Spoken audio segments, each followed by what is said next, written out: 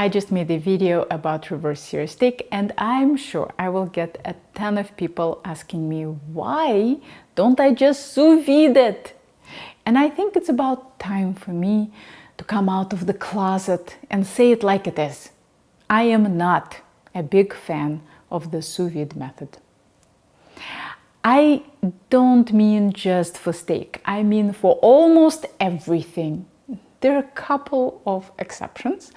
For the halibut and duck breast, I'll pull out my immersion circulator, but for everything else, nah. For years, I've tried to like it because my students and viewers asked me for sous vide recipes and advice.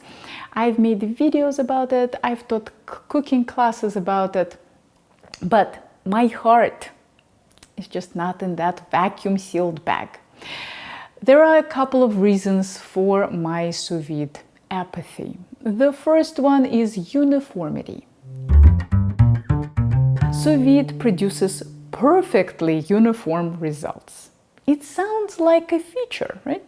But to me, it's actually a bug. Good cooking is not perfectly uniform.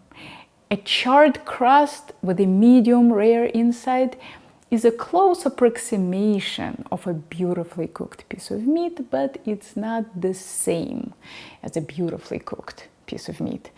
The problem is that cooking proteins is error-prone. Most home cooks mess it up really badly. Most well-trained restaurant cooks could do it without the time pressure, but on a busy night they make mistakes too. Sous vide is a way to automate it. It doesn't produce perfect results, but it produces consistent results that are really good. And of course, beauty is in the eye of the beholder. Some people find sous vide meat to be tastier than what the best restaurant cook could produce without the sous vide method. That's great. I'm not telling anyone not to cook sous vide. I'm just saying that I'd rather have a roast chicken than a sous vide chicken. Another thing I don't like about sous vide is how quickly you need to serve the food before it gets cold. When I cook meat using the traditional methods, it needs time to rest. And during this time, I can make a pan sauce, plate the side dishes, assemble the plates, and call everyone to the table. If I want a pan sauce after sous vide preparation, it's tough. By the time the sauce is done, the protein is cold. And the brown bits left in the pan aren't all that great because sous vide proteins can't handle a good sear. Now let's talk about the cooking process. People rarely discuss the enjoyment of the cooking process itself, but it's important. Personally, I don't enjoy the procedure of putting meat in plastic, submerging it in the water, extracting a damp gray thing out of the bag, and then incinerating it in the skillet. Even if the results are quite tasty, the process is not appealing to me. I dread it. And cooking is not something I usually dread. It's something I look forward to. I like the smells, the sounds, and the visual transformation of ingredients. Sous vide lacks that aesthetic. It's always interesting to hear what other home cooks have to say about sous vide. I'm probably stereotyping here, and I don't have any real data on this. I just have anecdotal evidence from talking to my students. But here's what I've heard. Many women tell me that sous vide is fine, but they enjoy the process of regular cooking more.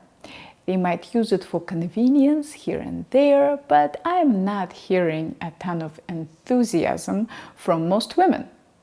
Men, on the other hand, seem much more excited about it.